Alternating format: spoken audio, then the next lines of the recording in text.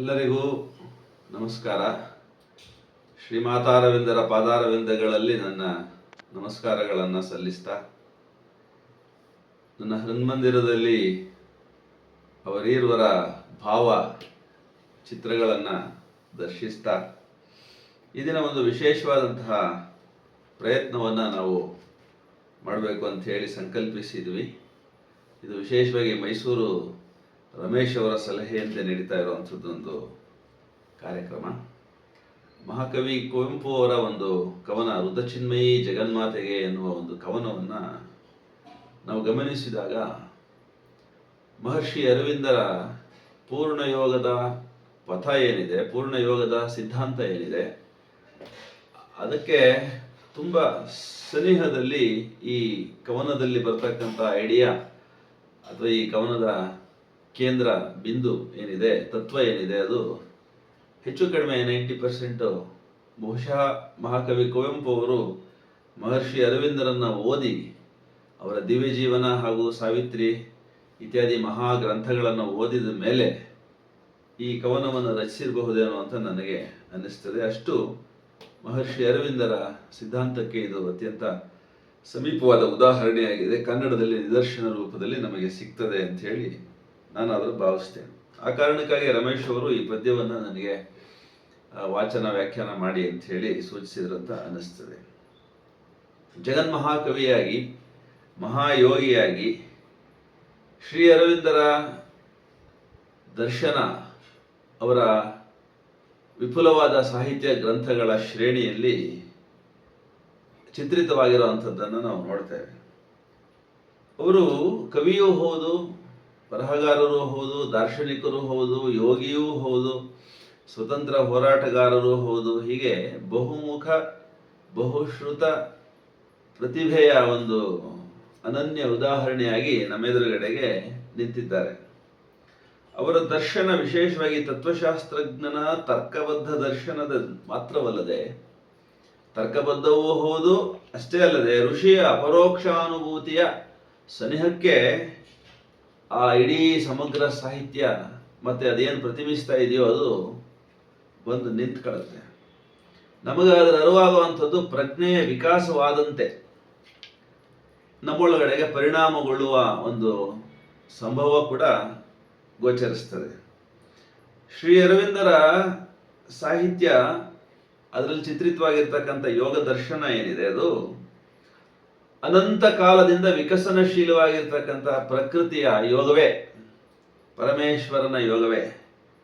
ಭೂಮದ ಅನುಭೂತಿ ಸಿದ್ಧಿಸುವವರೆಗೆ ಆ ಯೋಗ ನಮ್ಮನ್ನು ಮುನ್ನಡೆಸ್ತದೆ, ನಮ್ಮೊಳಗಡೆಗೆ ವೃದ್ಧಿ ಆಗ್ತಲೇ ಇರೋವಂಥದ್ದು. ಅಂಥದ್ದೊಂದು ಪೂರ್ಣಯೋಗ ದರ್ಶನವನ್ನು ಪ್ರತಿಬಿಂಬಿಸ್ತಕ್ಕಂಥ ಒಂದು ಕನ್ನಡದ ಕವನವನ್ನು ಮಹಾಕವಿ ಕುವೆಂಪು ಅವರು ನಮಗೆ ಕೊಟ್ಟಿದ್ದಾರೆ. ಸಾರಾಂಶವನ್ನು ನಾವು ಗಮನಿಸೋದಾದರೆ, ಸಚ್ಚಿದಾನಂದದ ಬೇರೆ ಬೇರೆ ರೂಪಗಳು ಏನಿದಾವೆ, ಜಗತ್ತು, ಜೀವ, ಈಶ್ವರ, ಇದು ದರ್ಶಿಸಿರ್ತಕ್ಕಂಥ ಮಹಾ ಋಷಿ ಶ್ರೀ ಅರವಿಂದರು ಅತ್ಯಂತ ಸತ್ಯವನ್ನು ಅನುಸಂಧಾನ ಮಾಡಿ, ಸತ್ಯವನ್ನು ತಮ್ಮ ಹೃದಯಾಂತರಾಳದಲ್ಲಿ ಸಾಕ್ಷಾತ್ಕರಿಸಿಕೊಂಡು, ನಿತ್ಯ ಸತ್ಯದ ಬೇರೆ ಬೇರೆ ಲೀಲಾಸತ್ಯದ ಪ್ರಕಾರಗಳೇ ಸತ್ತು, ಚಿತ್ತು, ಆನಂದದ 3 ಆಯಾಮಗಳು ಅನ್ನುವಂಥದ್ದನ್ನು ಅವರು ಸ್ಪಷ್ಟಪಡಿಸಿಕೊಂಡಿದ್ದಾರೆ.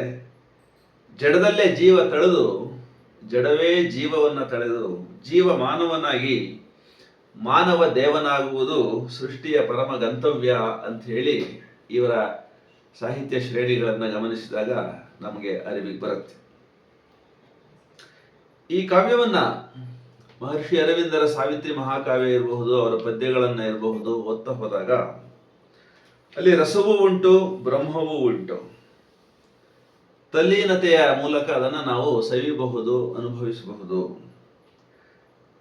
ನಮ್ಮ ಅಸ್ತಿತ್ವವೇ ಅಲ್ಲಿ ಒಂದು ಮೀಮಾಂಸೆಗೆ, ಅಂದರೆ ನಮ್ಮ ಇನ್ಸ್ಟ್ರೂಮೆಂಟ್ ಏನಿದೆ, ನಮ್ಮ ಇರುವು ಏನಿದೆ, ಉಪಕರಣಗಳೇನಿದೆ, ಅದನ್ನು ನಾವು ದರ್ಶಿಸ್ತಾ ಒಂದೊಂದಾಗಿ ಪರಿಚಯ ಮಾಡ್ಕೊಳ್ತಾ ಹೋದಂತೆ ತುದಿಗೆ ಸ್ವಯಂಭೂ ಸ್ಥಿತಿಗೆ ಏರಿ ಪರಮೇಶ್ವರನನ್ನು ಸೇರಿ ಸಮರಸಗೊಳ್ಳುವ ಸಾಧ್ಯತೆಯೊಂದು ಗೋಚರಿಸ್ತದೆ. ಯಾಕೆ ಅಂತಂದರೆ ಮಹರ್ಷಿ ಅರವಿಂದರ ಸಾಹಿತ್ಯ ಬ್ರಹ್ಮಾಂಡ ಸಾಹಿತ್ಯ. ಬ್ರಹ್ಮಾಂಡವನ್ನು ಮೀರಿ ಬ್ರಹ್ಮವನ್ನು ಸೇರ್ತಕ್ಕಂಥ ಒಂದು ಸಾಧ್ಯತೆಯನ್ನ, ಒಂದು ಕ್ರಮ, ಉತ್ತರಾಯಣದ ಕ್ರಮದ ಒಂದು ಆರೋಹಣದ ರೀತಿಯಲ್ಲಿ ನಮಗೆ ಅದು ಸಂಭವಿಸುವಂತೆ ಮಾಡ್ತದೆ. ಸೃಷ್ಟಿ ಕವಿ ಯಾರು ಅಂದರೆ ಬ್ರಹ್ಮನೇ. ಸಮಸ್ತ ಸೃಷ್ಟಿಯನ್ನ ಸೃಜಿಸಿರ್ತಕ್ಕಂಥ ಕವಿ ಬ್ರಹ್ಮ.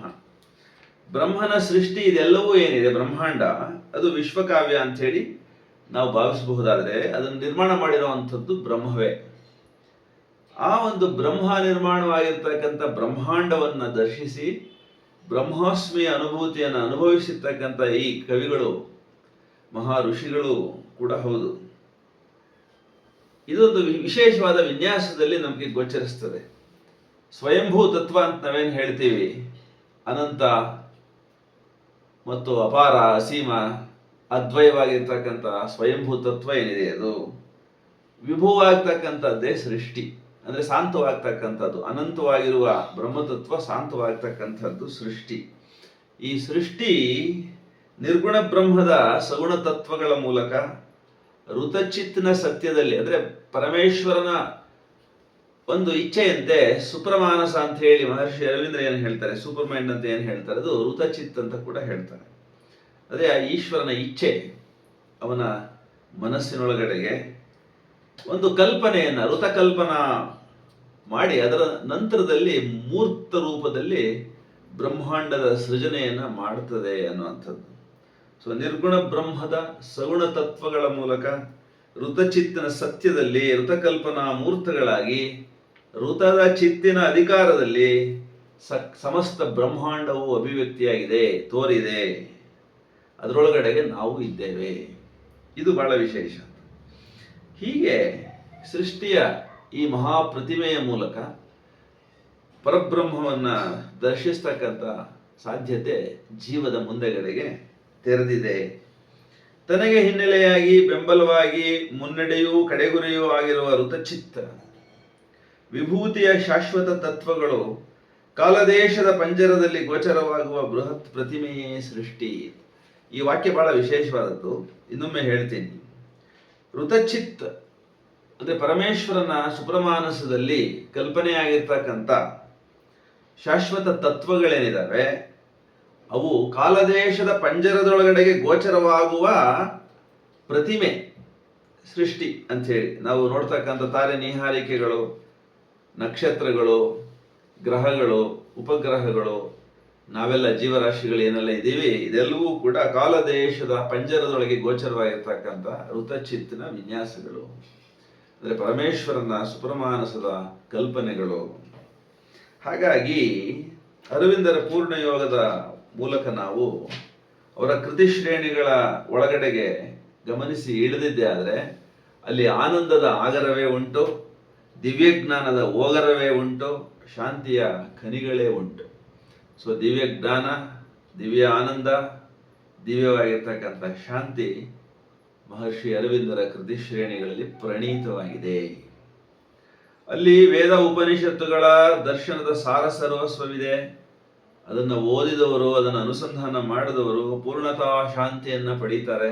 ನಿರ್ವಿವಾದವಾಗಿ ಶಾಂತರಾಗ್ತಾರೆ, ನಿರ್ಮಮರಾಗಿ ಸರ್ವಜನ ಗೌರವ ಭಾಜನರು ಆಗ್ತಾರೆ ಅನ್ನುವಂಥದ್ದು ನಮಗೆ ನಿದರ್ಶನ ರೂಪದಲ್ಲಿ ಅನೇಕರು ಸಿಗ್ತಾರೆ.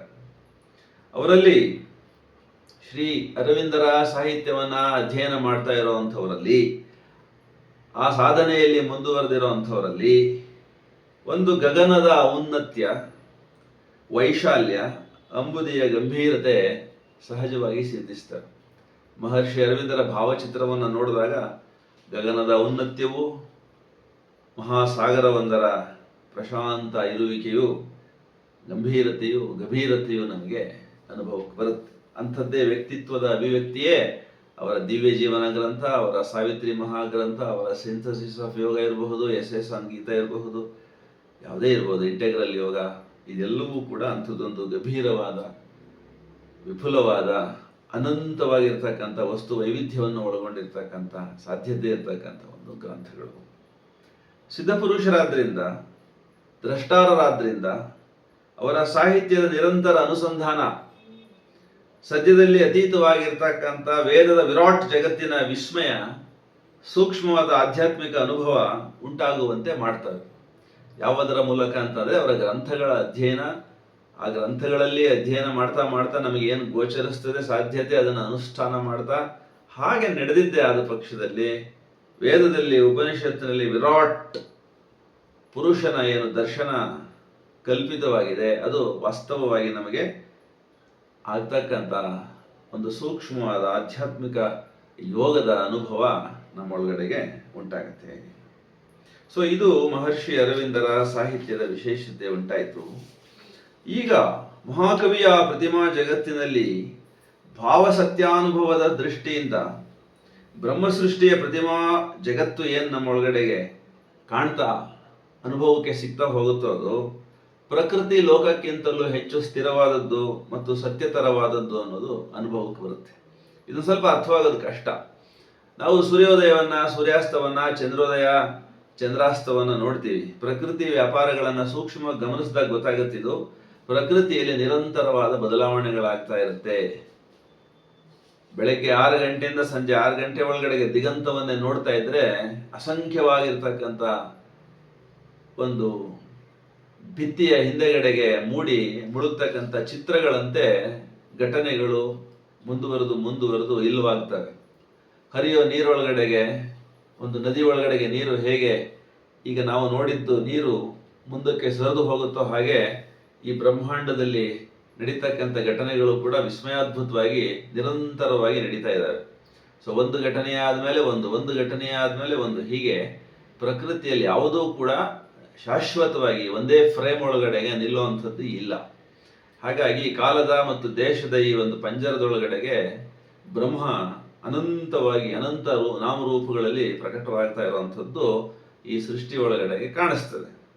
ಅದನ್ನ ಏನ್ ಮಾಡ್ತಾನೆ ಮಹಾಕವಿ, ಮಹಾ ಋಷಿಯಾಗಿ ದರ್ಶಿಸ್ತಾನೆ, ಅದನ್ನು ಹಾಗೆ ಚಿತ್ರಿಸ್ಬಿಡ್ತಾನೆ. ಅವನು ಚಿತ್ರಿಸಿರ್ತಕ್ಕಂಥ ಈ ಸಾಹಿತ್ಯ ಏನಿದೆ ಮಹಾಕಾವ್ಯದ ರೂಪದಲ್ಲಿ, ಮಹಾ ತತ್ವಶಾಸ್ತ್ರದ ಗ್ರಂಥದ ರೂಪದಲ್ಲಿ ಏನು ಚಿತ್ರಿಸಿದ್ದಾರೆ ಅದು ಸ್ಥಿರವಾಗಿ ನಮ್ಮ ಕೈನಲ್ಲಿ ಸಿಕ್ಕಿದೆ ನೋಡಿ. ಇವತ್ತು ಅದು ಬದಲಾಗೋದಿಲ್ಲ. ಅದು ಅಷ್ಟು ಶಾಶ್ವತವಾಗಿ ನಮಗೆ ಅನುಭವಕ್ಕೆ ದಕ್ತದೆ. ಅವರ ದಿವ್ಯ ಜೀವನ ಮಹಾಗ್ರಂಥ ಇರಬಹುದು, ತಾತ್ವಿಕವಾದದ್ದು, ಅವರ ಮಹಾಕಾವ್ಯ ಸಾವಿತ್ರಿ ಇರಬಹುದು, ಅತ್ಯಂತ ಅದ್ಭುತವಾಗಿರ್ತಕ್ಕಂಥ ಯೌಗಿಕವಾದ ಅನುಭೂತಿಯನ್ನು ಉಂಟು ಮಾಡ್ತಕ್ಕಂಥ ಕಾವ್ಯ. ಅದು ನಮಗೆ ಸತ್ಯವಾಗಿ ನಮ್ಮ ಕೈಯೊಳಗಡೆಗೆ ಶಾಶ್ವತವಾಗಿ ಇದೆ ಅನ್ನೋ ಹಾಗೆ ನಿತ್ಯವಾಗಿ ಹೋಗಿದೆ. ಅದರಲ್ಲಿ ಯಾವ ಪ್ರಕೃತಿಯ ಯೋಗವನ್ನ ಅವರು ಚಿತ್ರಿಸಿದಾರೋ ಅದು ನಿರಂತರವಾಗಿ ನಡೀತಾ ಇದೆ, ಓತಪ್ರೋತವಾಗಿ ನಡೀತಾ ಇದೆ. ನಮ್ಮ ಗಮನಕ್ಕೆ ಬರದೇ ಹೋದ್ರೂ ಆ ಕೃತಿಯನ್ನು ಅಧ್ಯಯನ ಮಾಡುವಾಗ ನಾವು ಗಮನಿಸಲೇಬೇಕಾದಂಥ, ಅನುಭವಿಸಲೇಬೇಕಾದಂಥ ಸತ್ಯವಾಗಿ ನಮಗೆ ಕೈ ಸಾರ್ತದೆ. ಅದು ಇಲ್ಲಿ ಹೇಳ್ತಾ ಇರುವಂಥದ್ದು. ಹೆಚ್ಚು ಸತ್ಯತರ ಅಂದ್ರೆ ಅದೇ ಅರ್ಥ. ಸೊ ಕವಿ ಪ್ರತಿಭೆಯ ಆ ರಸಕ್ರಿಯೆ ಏನಿದೆ, ಮಹರ್ಷಿ ಅರವಿಂದರ, ಮಹಾಕವಿ ಕುವೆಂಪು ಅವರ ಒಳಗಿನ ರಸಕ್ರಿಯೆ ಏನಿದೆ, ರಸದ ಆನಂದದ ಕ್ರಿಯೆ ಏನಿದೆ, ಅದು ಲೌಕಿಕ ನಶ್ವರಕ್ಕೆ ಅಮೃತತ್ವವನ್ನು ದಯಪಾಲಿಸಿದೆ ಅಂತ ಹೇಳ್ಬೋದು. ಶ್ರೀ ಕುವೆಂಪು ಅವರ ಮಹಾಕಾವ್ಯಗಳನ್ನ, ಅವರ ಪದ್ಯಗಳನ್ನು ಓದ್ತಾ ಇದ್ರೆ ಯಾವುದು ನಶ್ವರ ಅಂತ ನಾವು ಹೇಳ್ತೀವೋ ಅದು ಈಶ್ವರವಾಗಿ ಅಮೃತತ್ವವನ್ನು ದಯಪಾಲಿಸಿಬಿಡ್ತದೆ ನಮಗೆ. ಕಾಲದೇಶದ ಮೃತ್ಯು ಪಂಜರದಿಂದ ಪಾರು ಮಾಡಿ ವಿಸ್ಮೃತಿಯಲ್ಲಿ ನಮ್ಮನ್ನು ಮುಳುಗಲಿಕ್ಕೆ ಬಿಡದೆ ಉದ್ಧಾರ ಮಾಡಿಬಿಡ್ತದೆ. ಅಂಥದ್ದೊಂದು ಚಿರ ಸಾಹಿತ್ಯ, ಅಂಥದ್ದೊಂದು ರಸ ಸಾಹಿತ್ಯ, ಸಿದ್ಧ ಸಾಹಿತ್ಯ ಈ ಮಹಾ ಕವಿಗಳಿಬ್ಬರು, ಮಹಾ ಋಷಿಗಳಿಬ್ಬರು ನಮಗೆ ಕಟ್ಟಿಕೊಟ್ಟಿದ್ದಾರೆ ಅಂತ ಹೇಳಿ. ಅಸೀಮ ಅನಂತ ಭಾವ ಸನಾತನ ಶಾಸ್ತ್ರ ಧರ್ಮಗಳಲ್ಲಿ ನಿಹಿತವಾಗಿದೆ, ಹೌದು. ಅವತಾರಗಳ ಮೂಲಕ ಪುನರಾವಿಷ್ಕೃತವಾಗಿ ಪಾಂಚಜನ್ಯ ಸದೃಶವಾಗಿ ಉಚ್ಚ ನಿನಾದವಾಗಿ ಮಾನವ ಸಮಾಜದಲ್ಲಿ ಪೋಷಿತವಾಗಿದೆ, ಹೌದು. ವೇದ ಮಂತ್ರಗಳನ್ನ, ಉಪನಿಷತ್ತಿನ ಮಂತ್ರಗಳನ್ನ, ಗೀತೆಯ ಮಂತ್ರಗಳನ್ನ ಘೋಷಿಸ್ತಾ ಇದ್ರೆ ನರನಾಡಿಗಳಲ್ಲಿ ಒಂದು ವಿಶೇಷವಾದ ನಾದ ಮಾಧುರ್ಯ, ಹಾಗೆಯೇ ಒಂದು ಬೋಧ ನಮ್ಮೊಳಗಡೆಗೆ ಉಂಟಾಗುತ್ತದೆ. ಅದು ಅಚಿರವೂ ಪ್ರಾಪಂಚಿಕವಾದ ನಮ್ಮ ನಾಮರೂಪ ಸತ್ಯಗಳನ್ನ ಅಲೌಕಿಕವೂ ನಿತ್ಯವೂ ಹಾಗೂ ಚಿರಾನುಭವವು ಅನ್ನುವಂತೆ ಸತ್ಯಕ್ಕೆ ರೂಪಾಂತರಿಸಿ ಬಿಡ್ತಾವು.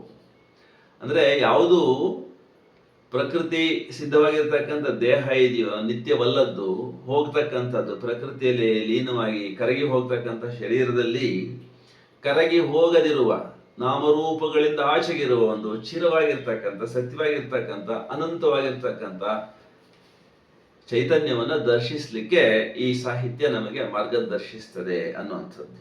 ಅದಕ್ಕಾಗಿ ಚಿರಸಾಹಿತ್ಯ ಅಂತ ಕರೀತಾರೆ. ಕಾಲದ ಆಯಾಮವನ್ನು ಮೀರಿ ನಿಲ್ತಕ್ಕಂಥ ಸಾಹಿತ್ಯ ಇದು. ಅದಕ್ಕೆ ಫ್ಯೂಚರ್ ಪೊಯೆಟ್ರಿ ಅಂತ ಕೂಡ ಹೇಳ್ತಾರೆ. ಸೊ ಇಂಥದ್ದೊಂದು ಸಾಹಿತ್ಯದ ಅನುಸಂಧಾನದ ಮೂಲಕ ನಮ್ಗೆ ಏನು ಗೊತ್ತಾಗುತ್ತೆ ಅಂದರೆ, ಯಾವುದೋ ಒಂದು ಶಕ್ತಿ ಈ ಜಗತ್ತನ್ನ ಜಾಗೃತಗೊಳಿಸಿದೆ, ಈ ಜಗತ್ತನ್ನ ನಿರ್ಮಿಸಿದೆ, ನಡೆಸ್ತಾ ಇದೆ. ಅದನ್ನ ನಾವು ಆ ಶಕ್ತಿಯನ್ನ, ಅದರ ಪೂರ್ಣತ್ವವನ್ನ ನಾವು ಅನುಭವಿಸಬೇಕಾಗತ್ತೆ.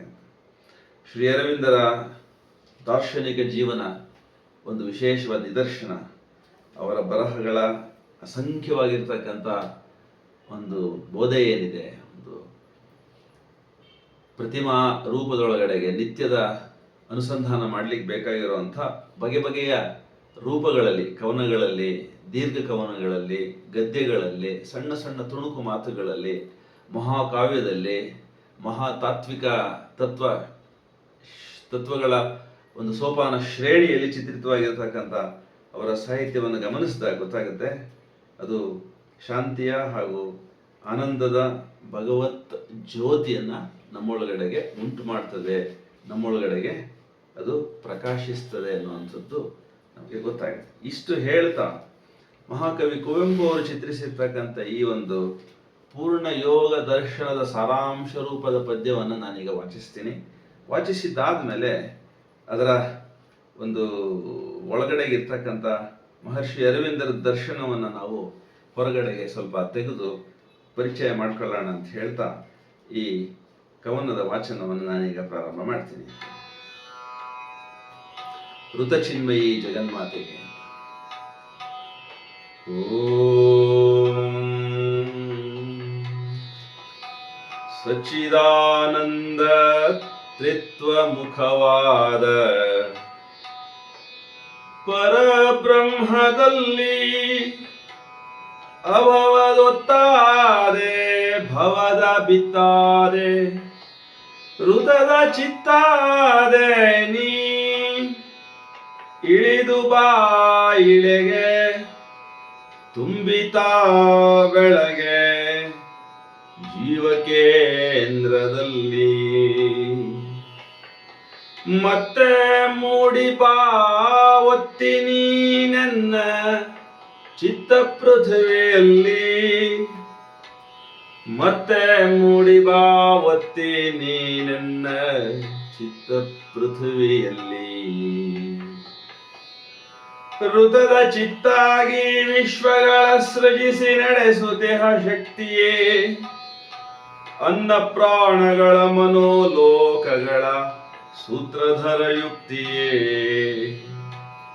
ಅಖಿಲ ಬಂಧನದ ಹೃದಯದಲ್ಲಿ ಅವಿನಾಶಿ ಆಸಕ್ತಿಯೇ ನಿನ್ನ ಅವತಾರ ಎನ್ನ ಉದ್ಧಾರ ನಿನ್ನ ಅವತಾರ ಎನ್ನ ಉದ್ಧಾರ ಬಾ ದಿವ್ಯ ಮುಕ್ತಿಯೇ ಬಾ ದಿವ್ಯ ಮುಕ್ತಿಯೇ ಅವಿಭಕ್ತವಾಗಿ ಸುವಿಭಕ್ತದಂತೆ ತೋರುತ್ತಿರುವ ಮಾಯೆ ಪ್ರಕೃತಿ ಪುರುಷರಿಗೆ ನಿತ್ಯ ಜನ್ಮವನ್ನು ನೀಡುತ್ತಿರುವ ತಾಯೇ ಪ್ರಕೃತಿ ಪುರುಷರಿಗೆ ನಿತ್ಯ ಜನ್ಮವನ್ನು ನೀಡುತ್ತಿರುವ ತಾಯೇ ಕಾಲ ದೇಶ ಆಕಾಶಗಳನ್ನು ಊದುತ್ತಿರುವ ಛಾಯೆ ಅನೃತದಲ್ಲಿ ಋತವಾಗಿ ಸಂಭವಿಸು ಸಾವು ನೋವು ಸಾಯೇ ಸಾವು ನೋವು ಸಾಯೇ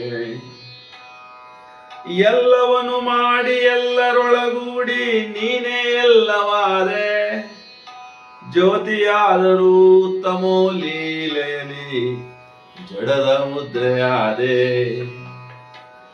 ಜ್ಯೋತಿಯಾದರೂ ತಮೋ ಲೀಲೆಯಲ್ಲಿ ಜಡದ ಮುದ್ರೆಯಾದೆ ಎನಿದು ಕರೆದರೂ ಕೊಳ್ಳದಿರೋ ಚಿನ್ನಿದ್ರೆಯಾದೆ ಬೆಳಗಿ ನನ್ನಾತ್ಮ ಕಿಳಿದು ಬಾ ತಾಯಿ ನೀನೆ ಬ್ರಹ್ಮಬೋಧೆ ಮೊರೆವು ನೀನೆ ಮೇಣ್ ಅರಿವು ನೀನೆ ಮೇಣ್ ಗುರುವು ನೀನೆ ತಾಯೇ ರೋಗ ಶಕ್ತಿ ನೀ ಔಷಧಿಯ ಶಕ್ತಿ ನೀ ಕೊಲುವೆ ಕಾವೆ ಓವಿ ಮಾವಿನಲ್ಲಿ ಸಿಹಿ ಬೇವಿನಲ್ಲಿ ಕಹಿ ನಿನ್ನ ಇಚ್ಛೆಯಂತೆ. ಗಾಳಿ ಸೇರಿ ನೀರಾಗಿ ತೋರಲಿ ಪ್ರಕೃತಿ ನಿಯಮದಂತೆ. 7 ಲೋಕಗಳ ನಿಳಿದು ಧುಮುಕಿ ಜಡವಾಗಿ ಕಡೆಗೆ ನಿಂದೆ. ಜಡದ ನಡುವೆ ಜೀವವನ್ನು ಕಡೆದೆ ಚಿತ್ತಪ ಶಕ್ತಿಯಿಂದೆ. ಜೀವದಿಂದೆ ಮನಸಾಗು ತರಳಿ ಪರಿಣಾಮ ಪಡೆದು ಬಂದೆ.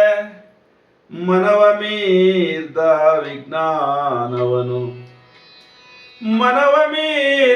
ವಿಜ್ಞಾನವನು ತೋರೆ ತೇರನೇರು ಹಿಂದೆ. ಗಾಳಿಗುಸಿರು ನೀ ಬೆಂಕಿ ಗುರಿಯು ನೀ ಉದಕ ಕದರ ಜೀವ. ಅಗ್ನಿ ಇಂದ್ರ ವರುಣಾರ್ಕ ದೇವರನು ಮಾಡಿ ನೋಡಿ ಕಾವ.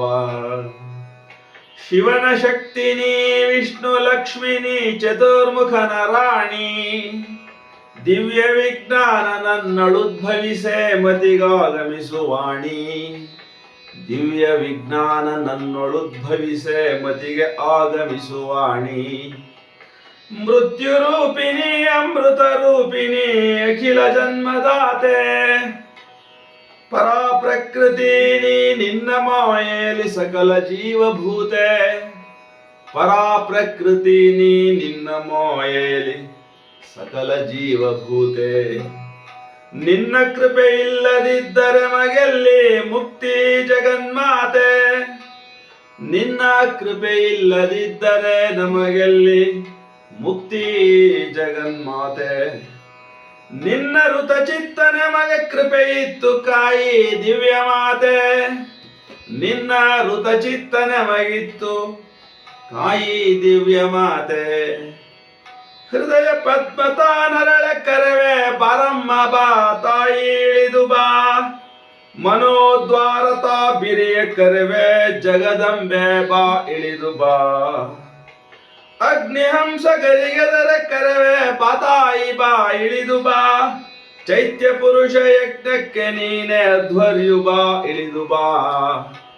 ಚೈತ್ಯ ಪುರುಷ ಯಜ್ಞಕ್ಕೆ ನೀನೆ ಅಧ್ವರ್ಯು ಬಾ ಇಳಿದು ಬಾ. ಓಂ ಶಾಂತಿ ಶಾಂತಿ ಶಾಂತಿ. ಇದು ಋತುಚಿನ್ಮಯಿ ಜಗನ್ಮಾತೆಗೆ ಎಂಬ ಕವನದ ಸಾಹಿತ್ಯ. ಇದನ್ನು ಈಗ ನಾವು ಮಹರ್ಷಿ ಅರವಿಂದರ ಪೂರ್ಣಯೋಗದ ಪಥದ ಹಾಗೂ ಶ್ರೀಮಾತೆಯವರ ಪರಿಕಲ್ಪನೆಯಲ್ಲಿ ನಾವು ಪರಾಮರ್ಶನೆ ಮಾಡ್ತಾ ಹೋಗೋಣ. ಮೊದಲನೇ ಸ್ಟ್ಯಾಂಜಾದಲ್ಲಿ ಏನು ಹೇಳ್ತಾರೆ? ಸಚ್ಚಿದಾನಂದ ತ್ರಿತ್ವಮುಖವಾದ ಪರಬ್ರಹ್ಮದಲ್ಲಿ ಅಭವದೊತ್ತಾದೆ ಭವದ ಬಿತ್ತಾದೆ ಋತದ ಚಿತ್ತಾದೆ ನೀ. ಅಭವದ ಒತ್ತು ಅಂದ್ರೆ ಮಹರ್ಷಿ ಅರವಿಂದರ ಪರಿಕಲ್ಪನೆ ಎಲ್ಲಿದೆ? ಇಮ್ಯೂಟಬಲ್ ಬೀಯಿಂಗ್ ಅಂತ ಹೇಳಿ, ಅನ್ಚೇಂಜಿಂಗ್ ಬೇಸಿಸ್ ಅಂತ. ಯಾವುದು ನಿತ್ಯವೂ ನಿರಂತರವೂ ಅನಂತವೂ ನಾಮರೂಪಗಳಿಗೆ ಅತೀತವೂ ಸತ್ಯವೂ ಆನಂದವೂ ಆಗಿದೆಯೋ ಅದು ಅಭವ. ಅದು ಭವಕ್ಕೆ ಬಿತ್ತನ್ನು ಕೊಡ್ತದೆ. ಭವದ ಬಿತ್ತು ಅಂದ್ರೆ ಸೋರ್ಸ್ ಆಫ್ ಕ್ರಿಯೇಷನ್ ಅಥವಾ ಸೀಡ್ ಆಫ್ ಕ್ರಿಯೇಷನ್ ಅಂತ ಹೇಳಿ. ಸೊ ಅದನ್ನು ನಾವು ಕ್ರಿಯೇಟಿವ್ ಕಾನ್ಶಿಯಸ್ ಫೋರ್ಸ್ ಅಂತ ಹೇಳಿ ಮಹರ್ಷಿ ಅರವಿಂದರ ಪೂರ್ಣಯೋಗದ ಪಥದ ಪರಿಕಲ್ಪನೆಯಲ್ಲಿ ಭಾವಿಸಬಹುದು. ಇಲ್ಲಿ ಸಚ್ಚಿದಾನಂದ ತ್ರಿತ್ವ ಮುಖವಾದ ಅಂದ್ರೆ ಸತ್ತು ಚಿತ್ತು ಆನಂದ ಅಂತ ಹೇಳಿ 3 ಆಯಾಮಗಳನ್ನ ಬ್ರಹ್ಮದಲ್ಲಿ ಏನು ಕಲ್ಪಿಸಲಾಗಿದೆ, ಆ ಒಂದು ಪರಬ್ರಹ್ಮದಲ್ಲಿ ಈ ಅಭವದ ಒಂದು ಬಿತ್ತಾಗಿ ಭವದೊಳಗಡೆಗೆ ಜೀವ ಅನ್ನುವಂಥದ್ದು ಚೈತ್ಯ ಪುರುಷನ ರೂಪದಲ್ಲಿ ಸಂಭವಿಸ್ತಕ್ಕಂಥದ್ದು. ಬಂದ ಮೇಲೆ ಅದನ್ನು ಜೀವ ಕೇಂದ್ರ ಅಂತ ಹೇಳಿ ಕರೀಬಹುದು, ಸೈಕಿಕ್ ಬೀಯಿಂಗ್ ಅಂತ ಹೇಳಿ ಮಹರ್ಷಿ ಅರವಿಂದ್ರ ಏನು ಹೇಳ್ತಾರೆ. ಇಲ್ಲಿ ಋತದ ಚಿತ್ ಅಂತ ಹೇಳಿ ಒಂದು ಶಬ್ದ ಇದೆ, ಟ್ರೂತ್ ಕಾನ್ಶಿಯಸ್ನೆಸ್ ಅಂತ ಹೇಳಿ ಮಹರ್ಷಿ ಅರವಿಂದರ ಪರಿಭಾಷೆಯಲ್ಲಿ ನಾವು ಹೇಳಬಹುದು. Super mind, gnosis, governing divine consciousness, ಈ ಥರದಲ್ಲಿ ಕೂಡ ಅದನ್ನು ನಾವು ಹೇಳ್ಬೋದು. ಋತ ಚಿತ್ ಪರಮೇಶ್ವರನ ಇಚ್ಛಾ ಶಕ್ತಿ ಏನಿದೆ, ಪರಮೇಶ್ವರನ ಮನಸ್ಸೇನಿದೆ, ಅದನ್ನು ನಾವು ಋತಚಿತ್ ಋತದರ್ಶನ ಮಾಡ್ತಕ್ಕಂಥ ಶಕ್ತಿ ಇರುವಂಥದ್ದು ಪರಮೇಶ್ವರನಿಗೆ. ಆ ಪರಮೇಶ್ವರನ ಮನಸ್ಸನ್ನು ಋತಚಿತ್ ಅಂತ ಹೇಳಿ ಕರೆದ್ರೆ ಅಲ್ಲಿ ಏನು ಕಲ್ಪಿಸಲಾಗುತ್ತೋ, ಚಿಂತಿಸಲಾಗುತ್ತೋ, ಭಾವಿಸಲಾಗುತ್ತೋ ಪರಮೇಶ್ವರನಿಂದ ಅದು ಪ್ರಕೃತಿಯಲ್ಲಿ ಪ್ರಕಟವಾಗುತ್ತೆ. ಹಾಗಾಗಿ ಇಲ್ಲಿಗೆ ಬಂದ ಮೇಲೆ ಚೈತ್ಯ ಪುರುಷನಿಗೆ ಅಥವಾ ಜೀವ ಕೇಂದ್ರಕ್ಕೆ ಅಂಥದ್ದೊಂದು ಊರ್ಧ್ವಮುಖವಾಗಿರ್ತಕ್ಕಂಥ ಜಗದಂಬೆಯ ಶಕ್ತಿ ಒಳಗಡೆಗೆ ಇಳಿದು ಬರಬೇಕಾಗುತ್ತೆ. ಅದನ್ನ ಕವಿ ಪ್ರಾರ್ಥಿಸ್ತಾ ಇದ್ದಾರೆ.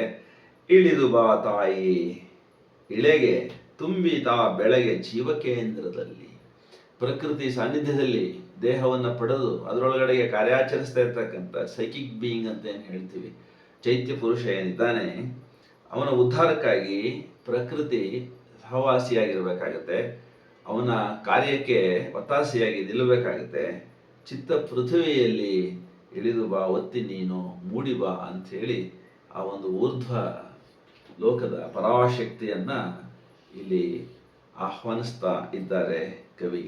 ಸಚ್ಚಿದಾನಂದ ಮೂಲಕ ತತ್ವ ಚಿತ್ತು ಆನಂದದ ಆ ಮಾರ್ಗದಲ್ಲಿ ತ್ರಿತ್ವಮುಖವಾಗಿ ಪರಬ್ರಹ್ಮದ ಆ ಒಂದು ಏನು ಶಕ್ತಿ ಇದೆ ಅದನ್ನು ಅವರೋಹಣ ಮಾಡಿಕೊಳ್ಳಲಿಕ್ಕಾಗಿ ತನ್ನನ್ನು ತಾನು ಹದ ಮಾಡಿಕೊಂಡು ಸಿದ್ಧ ಮಾಡಿಕೊಂಡು ಒಪ್ಪಿಸಿಕೊಂಡು ಮಹಾಕವಿ ಅದನ್ನು ಆಹ್ವಾನಿಸ್ತಾ ಇದ್ದಾರೆ. ಅಲ್ಲಿ ಋತದ ಚಿತ್ತವಾಗಿ ವಿಶ್ವಗಳ ಸೃಜಿಸಿ ನಡೆಸಿದ ಶಕ್ತಿಯೇ ಅಂತ ಹೇಳಿ ಒಂದು ಮಾತು ಬರುತ್ತೆ. ಡಿವೈನ್ ಮದರ್ ಅಂತ ಹೇಳಿ ನಾವು ಅದನ್ನ ಇಂಟೆಗ್ರಲ್ ವಿಷನ್ ಅಂತ ಹೇಳಿ ಅದನ್ನ ನಾವು ಭಾವಿಸಬಹುದು. Mother herself, divine mother herself is all. ಅದು ಪೂರ್ಣ ದೃಷ್ಟಿಗೆ ವೇದ್ಯವಾಗುತ್ತೆ. ಈ ಜಗತ್ತೆಲ್ಲವೂ ಆದಿಪರಾಶಕ್ತಿಯ ಒಂದು ಅವತರಣಿಕೆಯೇ.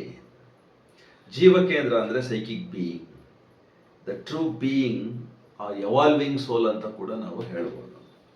ಅಂದರೆ ಒಂದು ಜನ್ಮದಿಂದ ಇನ್ನೊಂದು ಜನ್ಮಕ್ಕೆ ವಿಕಸನ ಹೊಂದುತ್ತಾ ಪರಿಪೂರ್ಣ ಬ್ರಹ್ಮವೇ ಆಗ್ತಕ್ಕಂಥ ಒಂದು ಸಾಧ್ಯತೆ ಈ ಚೈತ್ಯ ಪುರುಷನಿಗೆ ಇದೆ. ಅದು ಇಂಡಿವಿಜುವಲ್ ಮ್ಯಾನಿಫೆಸ್ಟೇಷನ್ಗೆ ಕಾರಣವಾಗಿರುವಂಥದ್ದು. ಅದನ್ನು ಜೀವಕೇಂದ್ರ ಅಂತ ಹೇಳಿ ಕರೀತಾರೆ. ಅದನ್ನು ಸೈಕಿಕ್ ಬೀಯಿಂಗ್ ಅಂತ ಹೇಳಿ ಅರವಿಂದರ ಪರಿಭಾಷೆ ಒಳಗಡೆಗೆ ನಾವು ಇಲ್ಲಿ ನೋಡ್ಬೋದು.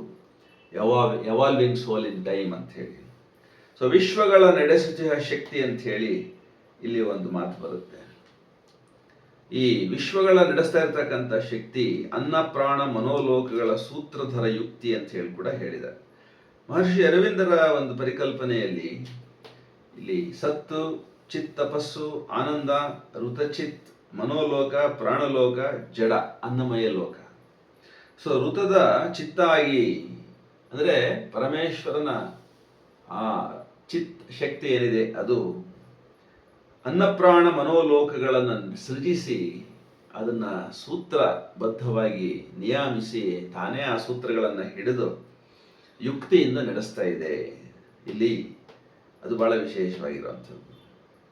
ಈ ಸತ್, ಅದು ಚಿತ್, ತಪಸ್ಸು, ಆನಂದ, ಋತಚಿತ್, ಮನೋಲೋಕ, ಪ್ರಾಣಲೋಕ, ಜಡ.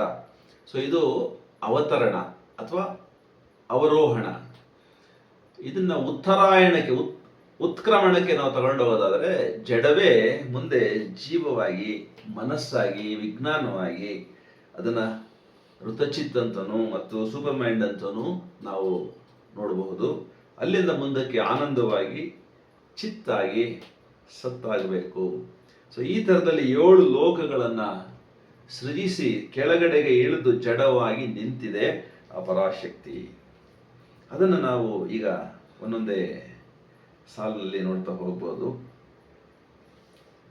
ಈ ವಿಶ್ವಗಳನ್ನು ನಡೆಸ್ತಾ ಇರ್ತಕ್ಕಂಥ ಶಕ್ತಿ ಅಂದರೆ ಪ್ರಜ್ಞೆ. ಅದು ಸೃಷ್ಟಿಯ ಮೇಲೆ ಪರಮೇಶ್ವರನ ನಿಯಂತ್ರಣದ ಸರ್ಕಾರ ಈ ಪ್ರಜ್ಞೆಯ ಮೂಲಕ ನಡೀತಾ ಇದೆ.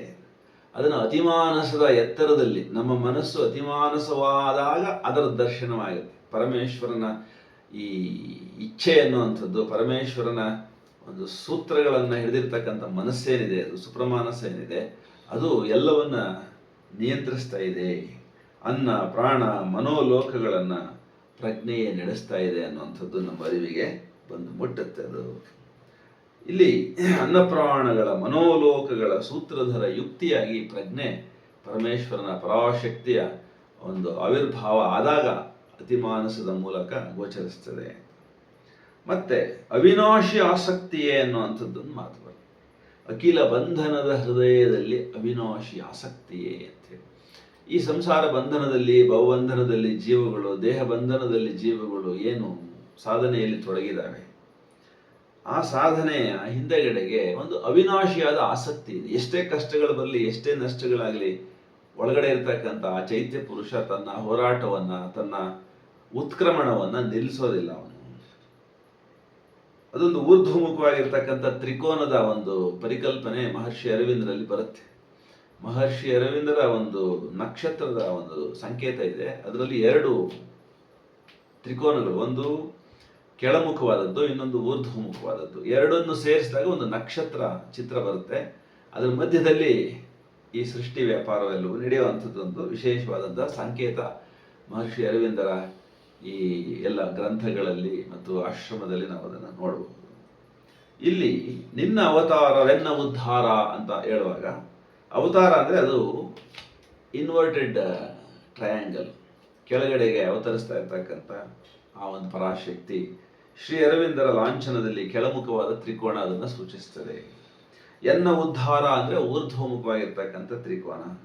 ಜೀವದ ಪರಿಪೂರ್ಣತೆಯ ಅಭಿಪ್ಸೆ ಏನಿದೆ, ಆಸ್ಪಿರೇಷನ್ ಅಂತ ಏನು ಮಹರ್ಷಿ ಅರವಿಂದ್ರ ಹೇಳ್ತಾರೆ, ತಾನು ಪೂರ್ಣವಾಗಬೇಕು ಅಂತಕ್ಕಂಥ ಜೀವದ ಆಸಕ್ತಿ ಏನಿದೆ ಅದು ಮುಂದೆ ಅಭಿಪ್ಸೆಯಾಗಿ ಒಂದು ತೀವ್ರವಾದ ಕಾಂಕ್ಷೆಯಾಗಿ ಉತ್ತರಾಯಣ ಯಾತ್ರೆಗೆ ಹಂಬಲಿಸ್ತದೆ ಜೀವ.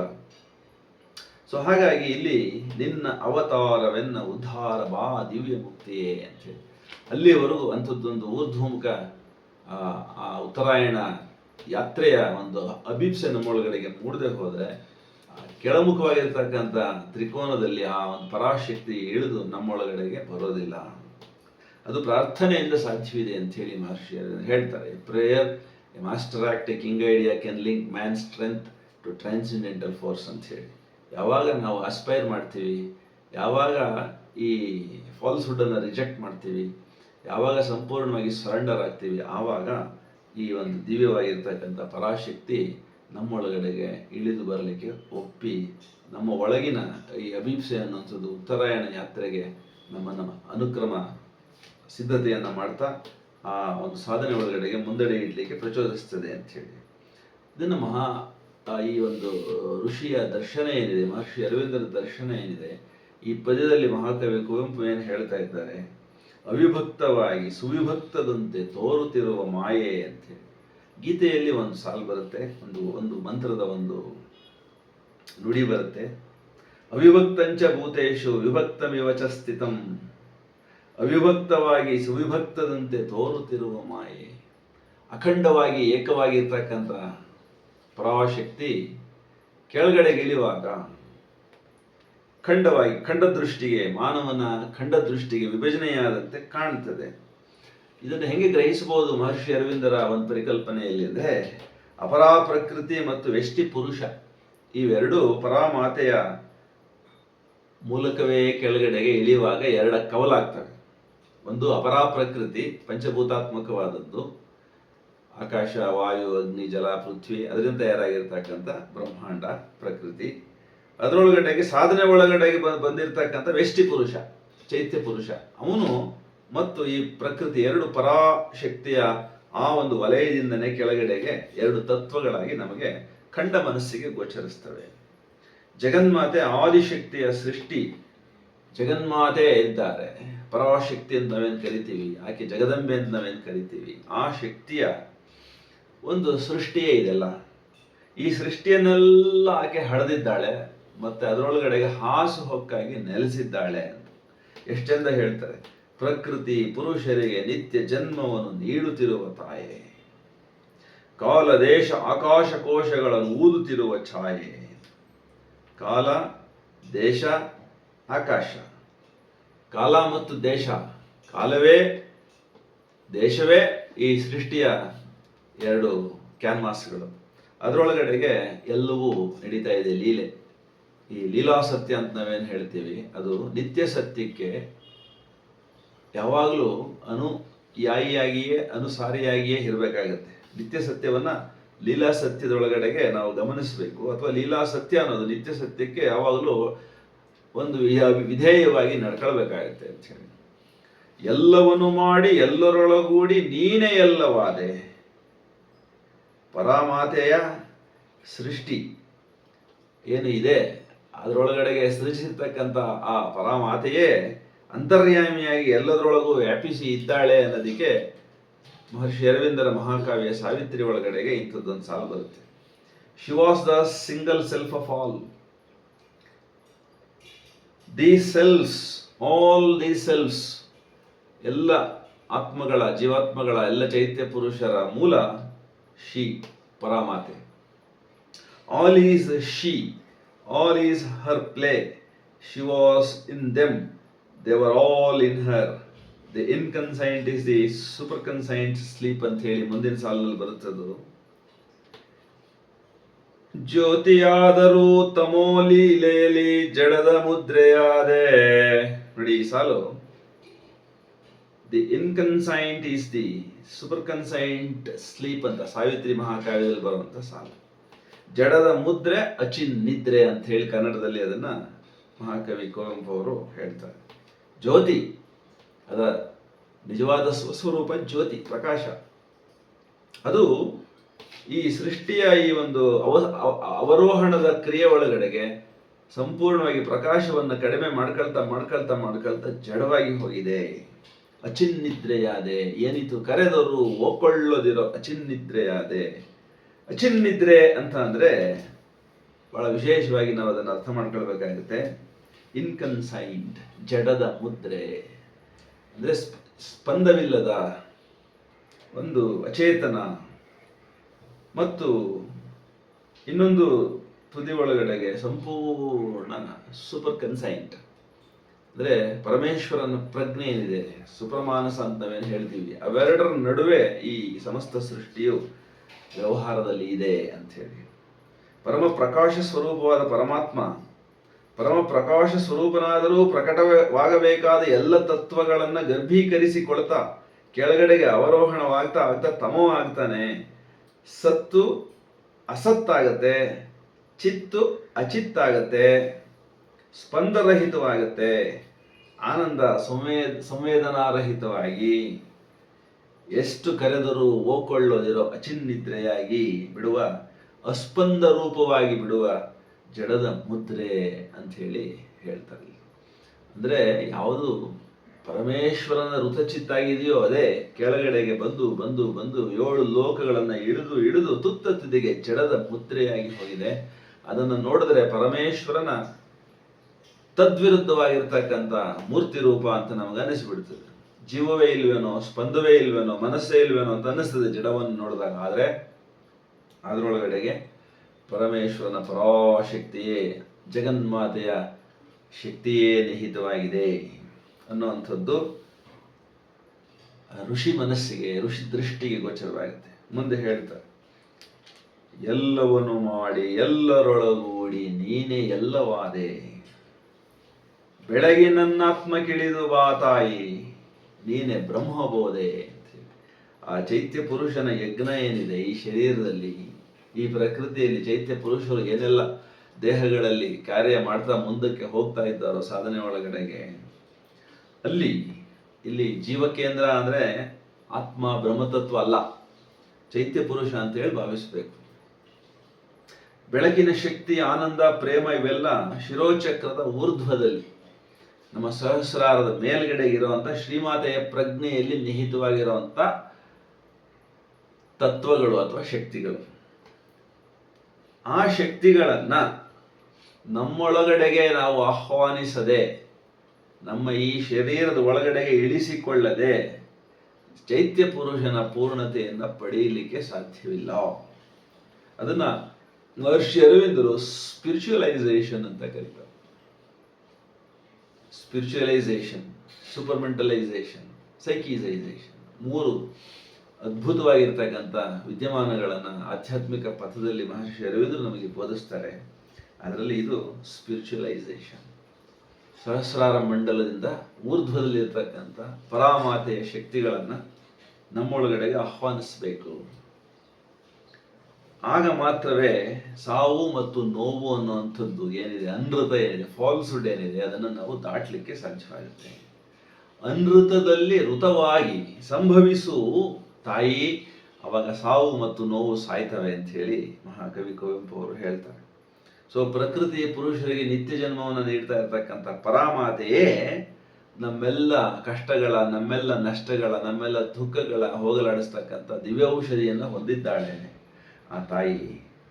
ಸ್ಪಿರಿಚುವಲೈಸೇಷನಿಂದ, ಸೈಕಿಸೈಸೇಷನಿಂದ, ಸೂಪರ್ ಮೆಂಟಲೈಸೇಷನಿಂದ ನಾವು ಅದನ್ನು ದಾಟಬಹುದು. ಅದನ್ನು ಸಾವಿತ್ರಿ ಮಹಾಕಾವ್ಯದಲ್ಲಿ ಹೇಳ್ತಾರೆ. Inconscient world is the spirit's self made room, eternal night shadow of eternal day. Night is not our beginning nor our end. She is the dark mother in whose womb we have hid.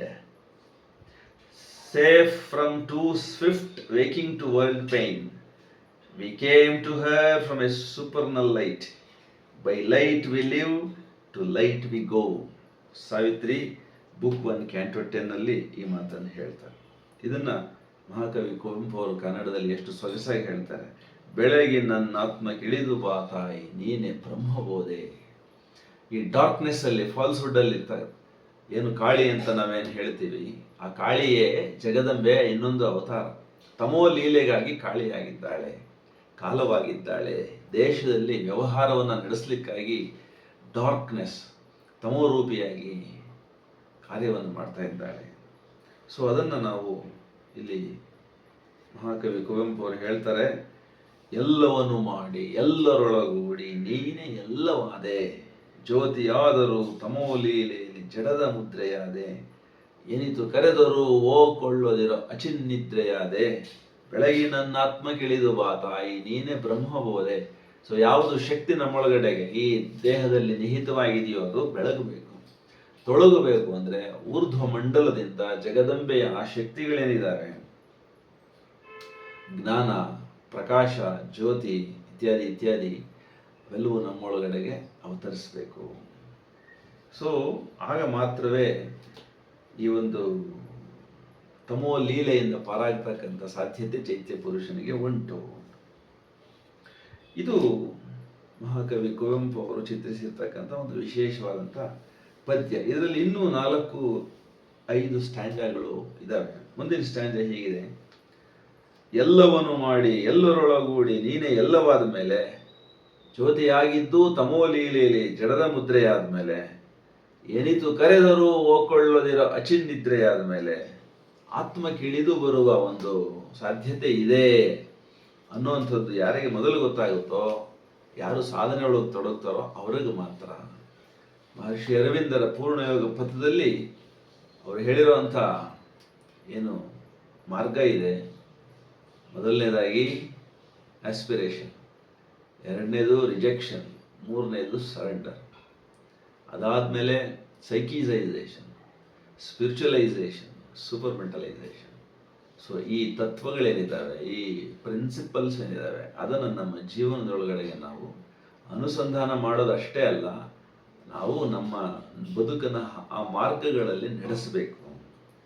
ಆವಾಗ ಏನಾಗುತ್ತೆ, ಮರೆವೂ ನೀನೆ, ಅರಿವೂ ನೀನೆ, ಗುರುವೂ ನೀನೆ ಅನ್ನುವಂಥದ್ದೊಂದು ಸ್ಥಿತಿಗೆ ನಾವು ತಲುಪ್ತೀವಿ. ಯಾರದು? ಪರಾಮಾತೆ, ಪರಾಶಕ್ತಿ, ಈ ಪ್ರಕೃತಿ ಹಾಗೂ ಪುರುಷರಿಗೆ ಜನ್ಮ ನೀಡ್ತಾ ಇರ್ತಕ್ಕಂಥ ಆ ಪರಾಮಾತೆ ದೇವಿ. ಅವಳಲ್ಲೇ ನಮ್ಮೆಲ್ಲ ರೋಗಗಳಿಗೆ ಬೇಕಾಗಿರ್ತಕ್ಕಂಥ ದಿವ್ಯೌಷಧಿಯೂ ಇದೆ. ಅವಳು ಕೊಲ್ಲುವವಳು ಹೌದು, ಕಾಯುವವಳು ಹೌದು. ಮಾವಿನಲ್ಲಿ ಸಿಹಿ, ಬೇವಿನಲ್ಲಿ ಕಹಿ, ಅವಳ ಇಚ್ಛೆಯಂತೆ ಗಾಳಿ ಸೇರಿ ನೀರಾಗಿ ತೋರಲಿ ಪ್ರಕೃತಿ ನಿಯಮದಂತೆ. ಇದು ಈ ಸ್ಟ್ಯಾಂಜ ಇದೆಯಲ್ಲ, ಈ ಪರಾಮಾತೆಯ ಬ್ರೆಸ್ಟ್ ಒಳಗಡೆಗೆ ಅಮೃತ ಅನ್ನೋದು ಜಿನುಗ್ತಾ ಇದೆ, ಸೋರ್ತಾ ಇದೆ.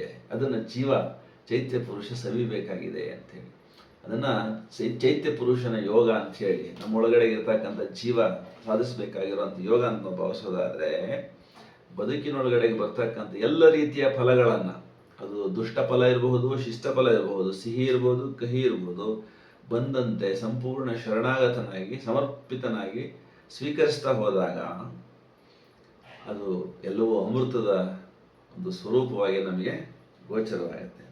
ಸೊ ಅಂಥದ್ದೊಂದು ಲೀಲೆ ಒಳಗಡೆಗೆ ನಾವು ಈ ಒಂದು ಮಾನವ ಶರೀರದಲ್ಲಿ ಇದ್ದೇವೆ. ಪರಾಮಾತೆಯ ಇರುವಿಕೆ, ಪರಾಮಾತೆಯ ಅರಿಯುವಿಕೆ, ಪರಾಮಾತೆಯ ಮಾರ್ಗದರ್ಶನ ನಿತ್ಯ ನಿರಂತರವಾಗಿ ಓತಪ್ರೋತವಾಗಿ ಜೀವನದ ಎಲ್ಲ ಸಂದರ್ಭಗಳಲ್ಲಿ, ಎಲ್ಲ ಸನ್ನಿವೇಶಗಳಲ್ಲಿ, ಎಲ್ಲ ಕ್ಷಣಗಳಲ್ಲಿ ಯಾರು ಮರೆಯದಂತೆ ನಿರಂತರವಾಗಿ ಸ್ಮರಣೆಯಲ್ಲಿ ಇರ್ತಾರೋ ಅವರನ್ನ ಆ ತಾಯಿ ಪರಮೇಶ್ವರನ ಕಡೆಗೆ ಸಾಗಿಸ್ತಾ ಈ ಶರೀರದಲ್ಲಿ ಅವನ ಲೀಲೆಯನ್ನು ನಡೆಸ್ತಾ ಭೂಲೋಕದಲ್ಲಿ ದಿವ್ಯವಾಗಿರ್ತಕ್ಕಂಥ ಜೀವನಕ್ಕೆ ಬೇಕಾಗಿರುವಂಥ ಸಿದ್ಧತೆಯನ್ನು ಮಾಡ್ತಾ ಹೋಗ್ತಾಳೆ ಅನ್ನುವಂಥದ್ದು ಬೋಧೆಯಾಗುತ್ತೆ. ಅದನ್ನು ಬ್ರಹ್ಮಬೋಧೆ ಅಂತ ಕರೀತಾರೆ. ಸೊ ಪ್ರಕೃತಿ ಟ್ರಾನ್ಸಿಷನಲ್ಲಿ ಇನ್ನೂ ಪೂರ್ಣವಾಗಿಲ್ಲ. ಆ ಪೂರ್ಣತೆಯನ್ನು ಸಾಧಿಸಲಿಕ್ಕಾಗಿ ಮಾನವರಾದ ನಾವು ಸಂಕಲ್ಪ ಮಾಡಿ ಅದಕ್ಕೆ ಬೇಕಾಗಿರುವಂಥ ಶುದ್ಧಿಯನ್ನು ಸಿದ್ಧಿಯನ್ನು ಪಡೆದು ಪ್ರಕೃತಿಯನ್ನು ರೂಪಾಂತರಿಸಬೇಕು. ಅಂಥದ್ದೊಂದು ರೂಪಾಂತರದ ಸಾಧ್ಯತೆ ಮಾನವರಿಗೆ ಮಾತ್ರ ಇದೆ. ಅಂಥದ್ದೊಂದು ಶಕ್ತಿಯೂ ಹೌದು, ಅಂಥದ್ದೊಂದು ಸಾಮರ್ಥ್ಯವೂ ಹೌದು, ನಮಗೆ ಕೊಡಲಾಗಿದೆ, ಜಗನ್ಮಾತೆ ಕೊಟ್ಟಿದ್ದಾಳೆ. ಅದನ್ನು ನಾವು ಬಳಸ್ಕೊಂಡು ಆ ಸಾಧನೆ ಒಳಗಡೆಗೆ ನಾವು ನಡಿಬೇಕಾಗುತ್ತೆ ಅಂತ ಹೇಳ್ತಾ ಇಂಥದ್ದೊಂದು ಕಾರ್ಯಕ್ರಮವನ್ನು ನಿರಂತರವಾಗಿ ಮುಂದುವರಿಸ್ತಾ ನಾವೆಲ್ಲ ನಮ್ಮ ಬದುಕುಗಳನ್ನು ಅತ್ಯಂತ ಅರ್ಥಪೂರ್ಣವೂ ಆನಂದವೂ ಶಾಂತವೂ ನಿದರ್ಶನವೂ ಆಗಿರುವಂತೆ ಮಾಡಿಕೊಳ್ಳೋಣ ಅಂತ ಹೇಳ್ತಾ ಆಗಮಿಸಿರ್ತಕ್ಕಂಥ ಎಲ್ಲರಿಗೆ ಕಾರ್ಯಕ್ರಮವನ್ನು ಆಯೋಜಿಸಲಿಕ್ಕೆ ಮಾರ್ಗದರ್ಶನ ಮಾಡಿರ್ತಕ್ಕಂಥ ಶ್ರೀಮತಿ ವೈಶಾಲಿ ಅವರಿಗೆ ಹಾಗೂ ಶ್ರೀಯುತ ನಮ್ಮ ಬೆಂಗಳೂರು JP ನಗರ ಅರವಿಂದಾಶ್ರಮದ ಅಜಿತ್ ಸಬ್ನಿಸ್ ಅವರಿಗೆ ಬಂದಿರತಕ್ಕಂಥ ನಿಮ್ಮೆಲ್ಲರಿಗೆ ನಮಸ್ಕಾರ ಮಾಡಿ ಇಂಥದ್ದೊಂದು ಕಾರ್ಯಕ್ರಮವನ್ನು ಆಯೋಜಿಸಲಿಕ್ಕೆ ಸಲಹೆಯನ್ನು ಕೊಟ್ಟಿರ್ತಕ್ಕಂಥ ರಮೇಶ್ ಅವ್ರಿಗೂ ಕೂಡ ನಾನು ಕೃತಜ್ಞತೆಯನ್ನು ಸಲ್ಲಿಸಿ ನನ್ನ ಮಾತುಗಳಿಗೆ ಮಂಗಳ ಹಾಡ್ತೀನಿ. ನಮಸ್ಕಾರ, ಧನ್ಯವಾದ. ಓಂ ಶ್ರೀ ಮಾತಾ ಅರವಿಂದ. ಓಂ ಶ್ರೀ ಅರವಿಂದಾಯ.